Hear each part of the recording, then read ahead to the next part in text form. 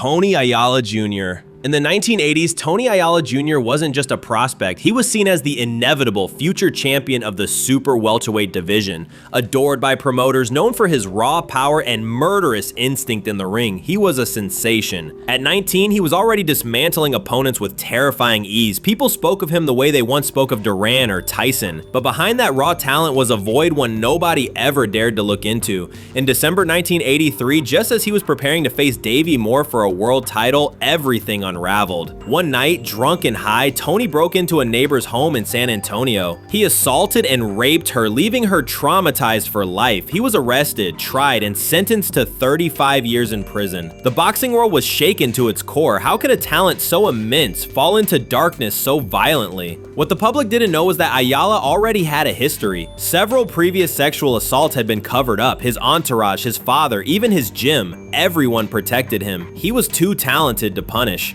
The system looked away again and again until he became completely unmanageable. He served 16 years in prison and then came back as if nothing had happened. Upon release, boxing hesitated, but money speaks louder than morality. Ayala returned to the ring. He won. Again and again, some media spoke of redemption. They told the story of the lost prodigy's return. But behind the lights, Tony hadn't changed. He fell back into drugs, violence, intimidation. He committed new crimes. In 2003, he was sentenced again for illegal gun possession and for assaulting another woman. The man was uncontrollable. He was never healed. He never wanted to be. In 2015, he was found dead of a heroin overdose alone in his gym. He was 52 years old.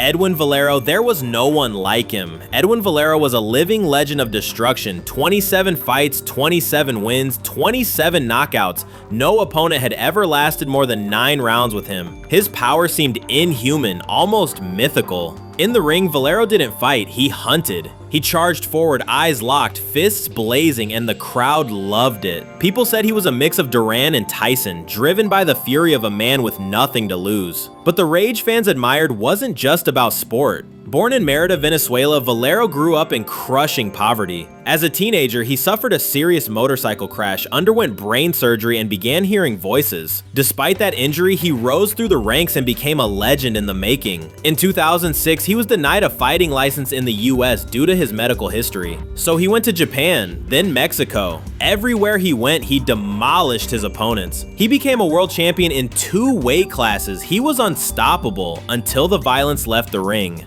What few knew was that Valero was just as brutal at home. He was a tyrant. His wife, Jennifer Vieira, often bore the marks of his abuse. She filed complaints, then withdrew them. He apologized, then repeated the violence. In 2010, she was hospitalized with head trauma. Valero claimed she had fallen. Medical staff suspected otherwise. He was arrested, then released, and the spiral continued. On April 18, 2010, in a Valencia hotel, Valero came down to the reception desk, pale and trembling. He said he had killed his wife. She was found stabbed to death on the bed. Hours later, in his cell, Valero was found hanged with his own clothes. Suicide. A sudden, brutal end to a man who had seemed unstoppable. But his death brought no peace. It left behind a shattered family, a stunned nation, and a boxing world unable to comprehend how a hero became a monster. Carlos Monzone. For years, he was the pride of an entire nation. Carlos Monzone, middleweight world champion and undefeated for 7 years, was more than just a boxer in Argentina. He was a national treasure, a living legend. People said he hit like an anvil and stared like a man who feared nothing. In the 1970s, he dominated boxing with surgical precision, defeating the best of his era: Napoles, Griffith, Valdez. What was most striking about Monzone was how he left the ring like he just left a doctor's appointment. No smile, no bravado, just a hard, almost intimidating presence. He wasn't a showman, he was a machine. And yet, beneath that champion's mask was something darker: his temper. Monzone had grown up in poverty, raised on the streets of Santa Fe, forged by misery and rage. Glory never tamed his demons. After retirement, Monzone entered a new kind of spotlight. He became an actor, a television star, a media darling, but alcohol became a constant companion. Domestic arguments piled up, accusations of abuse multiplied. Then came February 14th, 1988, Valentine's Day, a tragically ironic date. Monzone got into a fight with his ex-wife, Alicia Munez, in a holiday home in Mar del Plata. Reports say the argument escalated. Alicia was strangled, then thrown from a balcony.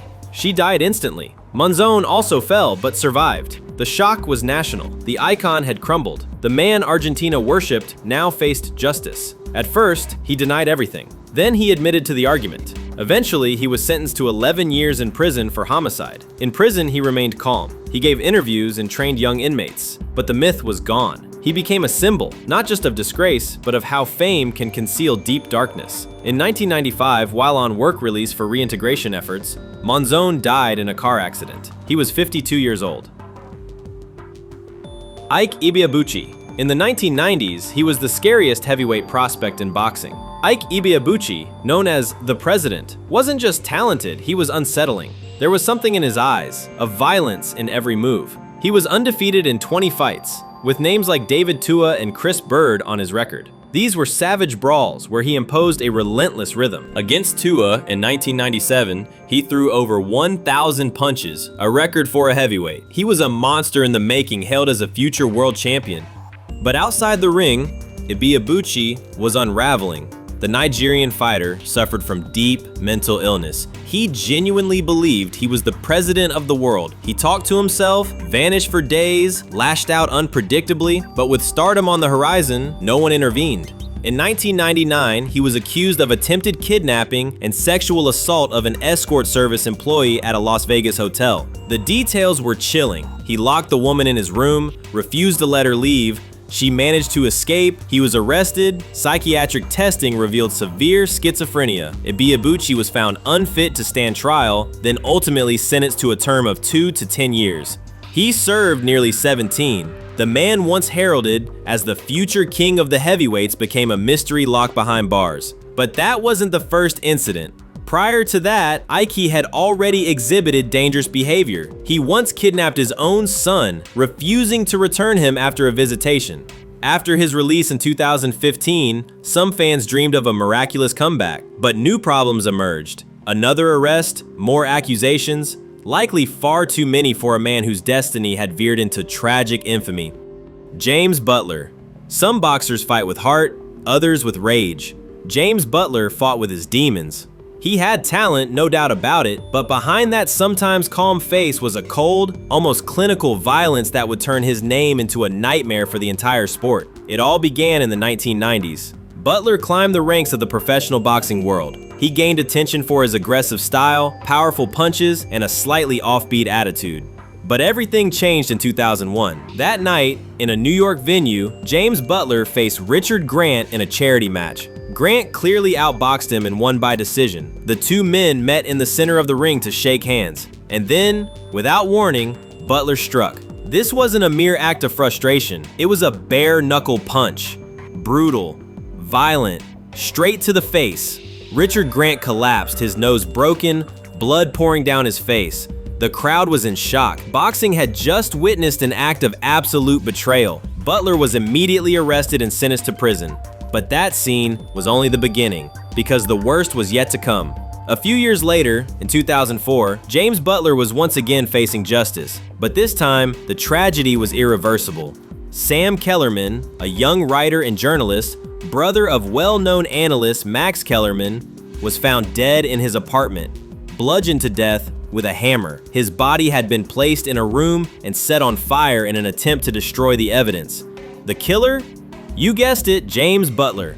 The two men had been friends. Sam had even let Butler stay in his Los Angeles home, but Butler, unstable and mentally distressed, became impossible to manage. An argument broke out, and instead of walking away, he killed. In cold blood, with unimaginable violence. At his trial, Butler pled guilty. He was sentenced to 29 years in prison.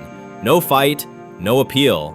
He knew what he had done and what he had become. Reuben "Hurricane" Carter. Some stories divide. Some names spark both admiration and doubt. None are as unsettling as that of Reuben "Hurricane" Carter. At one time, he was seen as a symbol of injustice, a tragic figure, a black man broken by a racist system. But behind the legend, behind the songs, books, and even a film, there are shadows. Many shadows. Reuben Carter was a puncher, a real one, a fast, impulsive, and unpredictable middleweight. With his shaved head, steel stare, and promising record, he had everything it took to become a world champion. Power, presence, fury. But in 1966, everything came to a screeching halt. A triple homicide in a New Jersey bar. 3 patrons shot dead, 2 black men arrested shortly after. One of them was Reuben Carter. The trial was a sham. Flimsy testimonies, no evidence, and a racially charged atmosphere. Carter proclaimed his innocence. He was sentenced to life in prison, and that's when the myth began. From his cell, Carter transformed. He wrote, studied, and spoke to the world. Activists rallied. Artists like Bob Dylan came to his defense. Support groups emerged everywhere. After 2 decades of struggle, Carter was finally released in 1985. The courts acknowledged that his trial had been fundamentally unfair. He walked free, but freedom didn't come without questions.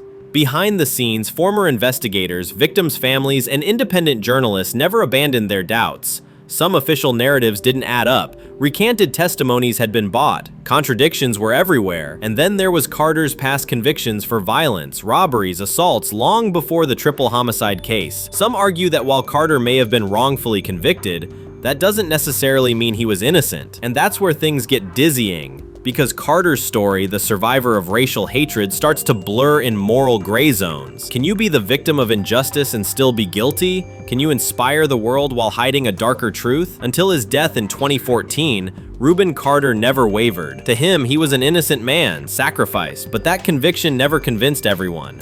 Some mourned him as a martyr. Others saw a man who escaped justice through the power of storytelling. Floyd Mayweather Sr. In the boxing world, the Mayweather name is synonymous with excellence, technique, and invincibility. But behind the legend of Floyd Mayweather Jr. stands a more complex, troubled figure. His father, Floyd Mayweather Sr., a man who was not only his trainer, but also someone whose life was deeply scarred by very real demons.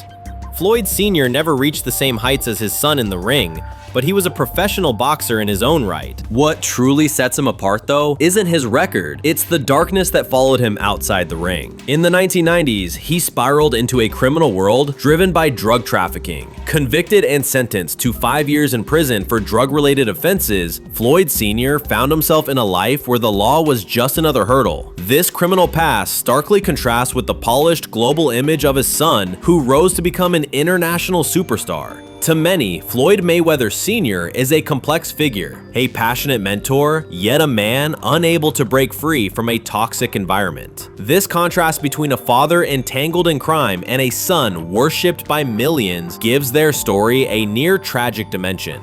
Some would argue that his mistakes don't make him evil in the darkest sense, but his actions left deep scars on his family, his surroundings, and public perception. Behind the ring lights, Floyd Mayweather Sr. remains a man haunted by his own past, a shadow that looms over the Mayweather name. In the end, he passed down something noble to his son, but their story will forever be marked by the burden of his past choices. Clifford Etienne. Clifford Etienne's name once echoed in the boxing world as that of an unstoppable force, a heavyweight whose power and fury in the ring struck fear into opponents, a man whose courage and grit seemed unbreakable. But behind this colossus was a tormented soul, a man on the edge of an abyss from which he would never return. Etienne's career had its ups and downs, but he always carried himself with the pride of a true fighter, the kind who refuses to bow, even when everything is against him. Yet, when the gloves came off, the warrior plunged into a real-life nightmare far from the lights and cheers. It was a brutal descent into darkness.